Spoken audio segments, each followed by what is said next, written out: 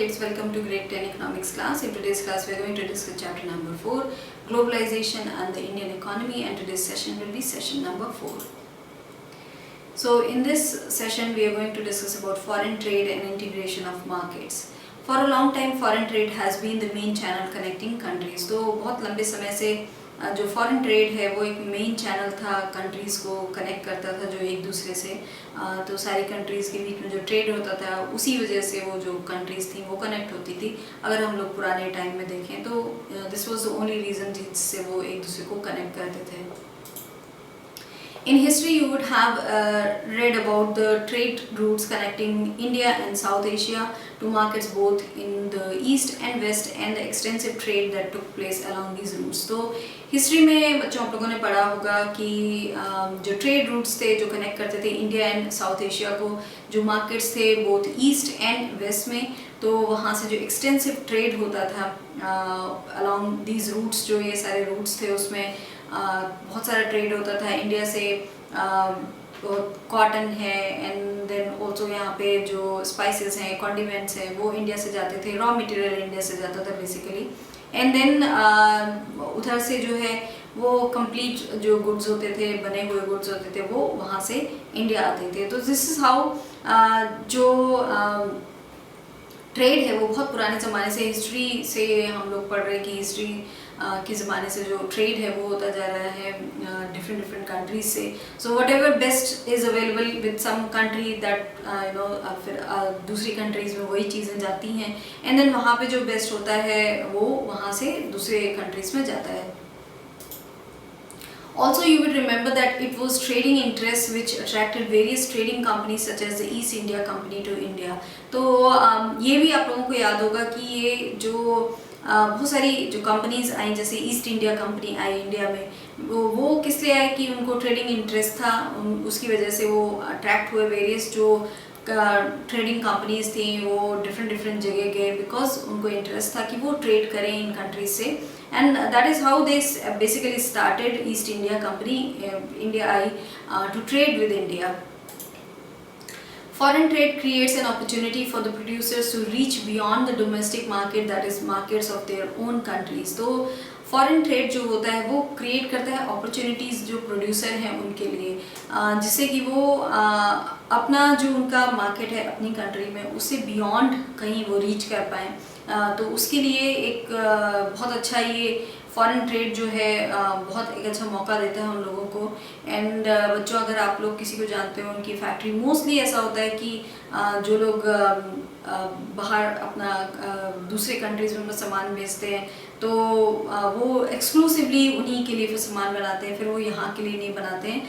They are not allowed कि वो फिर यहाँ के मार्केट में सेल करें या यहाँ के लिए सामान बनाएं. तो they work on export orders only.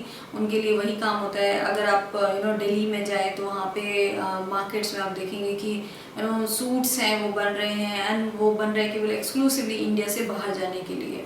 सो ये सब फॉरेन ट्रेड जो है वो अपॉर्चुनिटी क्रिएट करता है प्रोड्यूसर्स के लिए कि they can have their own market, वो इंडिया से बाहर रीच कर पाएँ, एंड बियॉन्ड जो डोमेस्टिक मार्केट है वहाँ पे वो बिजनेस करें. Producers can sell their product not only in markets located within the country but can also compete in markets located in other countries of the world. So जो producers हैं, जो produce कर रहे हैं, या फिर manufacturer हैं, वो लोग बना रहे हैं इन चीज़ों को, तो उनके लिए अच्छा है कि वो अपने प्रोड्यूस को ना केवल कि लोकल मार्केट में जहाँ पे वो रहते हैं या फिर अपनी कंट्री में बेच सकते हैं. जैसे हम लोग इंडिया में रहते हैं तो अगर कोई मुंबई में कुछ सामान बनाता है तो ना केवल वो मुंबई में बेच सकते हैं, पूरी कंट्री में बेच सकते हैं, महाराष्ट्र में बेच सकते हैं, बल्कि वो होल वर्ल्ड में उनका सामान कहीं भी जा सकता है. तो जिससे वो और भी कंपनियों के साथ मिल के वहाँ पे काम कर सकते हैं या फिर कम्पीट कर सकते हैं जो what ever brand is available in that country. Similarly, for the buyers, import of goods produced in another country is one way of expanding the choice of goods beyond what is domestically produced. तो similarly जो अगर हम लोग देखें जो buyers हैं उनके लिए जो import हो रहा है सामान, जो goods हैं जो दूसरी countries में बनाए हुए हैं, उससे उनको क्या होता है कि उनके लिए एक वैरायटी बढ़ जाती है, दे हैव एक्सपैंड कर सकते हैं, वो चॉइस ऑफ गुड्स जो है वो एक्सपैंड होती है। एंड उससे जो डोमेस्टिकली जो what ever is available in the market, उसके अलावा वो कुछ डिफरेंट रख सकते हैं, वो वहाँ से कुछ डिफरेंट मंगा सकते हैं, वैरायटी उनके पास हो जाएगी, लोगों के पास चूज़ करने के लिए ज़्यादा चीज़ें होंगी।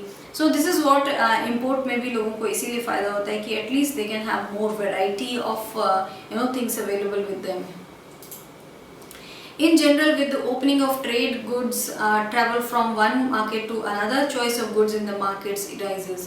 तो in general अगर हम देखें तो with the opening of trade, अगर और trade को open कर दिया जाता है तो goods जो हैं वो ट्रैवल करते हैं, एक मार्केट से दूसरे मार्केट में जाते हैं। एंड जैसे इंडिया के मार्केट से दे गो टू ब्रिटेन के मार्केट में जाएंगे, या यूएस के मार्केट में जाएंगे, या कनाडा के मार्केट में जाएंगे, और इवन दुबई के मार्केट में जा सकते हैं। सो इन जनरल जो ट्रेड है वो ओपन होता है, तो गुड्स जो हैं वो ट्रैवल करते हैं डिफरेंट कंट्रीज़ में, वहाँ पे जाके बेचे जाते हैं, जिससे जो कंट्री जहाँ से सामान जा रहा है उसको भी बहुत फ़ायदा होता है। And the people who buy वहाँ पे उनके लिए चॉइसेस अवेलेबल होती हैं ज़्यादा। चॉइस ऑफ गुड जो है मार्केट में वो उसी से बढ़ता है कि जितनी ज़्यादा variety you have available with you, उतना ज़्यादा people will also come because they know you have more variety. And इस तरीके से वैरायटी भी बढ़ती है, चॉइस ऑफ गुड्स भी बढ़ता है। Prices of similar goods in the two markets tends to become equal, and producers in the two countries now closely compete against each other even though they are separated by thousands of miles. तो जो prices हैं similar goods के वो दो market में वो almost equally होते हैं, they tend to become equal कि equal ही हो जाते हैं, otherwise कोई जगह जहाँ कम में मिल रहा है वहाँ पे खरीद लेगा, so they tend to become equal for that reason.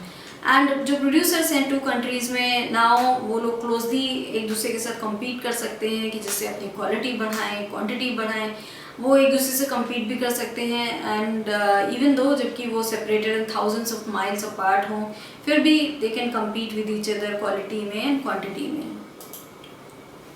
Foreign trade thus results in connecting the markets or integration of markets in different countries. तो इसलिए जो फॉरेन ट्रेड है वो रिजल्ट करता है, लोगों को कनेक्ट करता है, लोगों का जो मार्केट है it's connecting the market, and integration of market जो होता है डिफरेंट कंट्रीज़ में वो करता है जो फॉरेन ट्रेड है।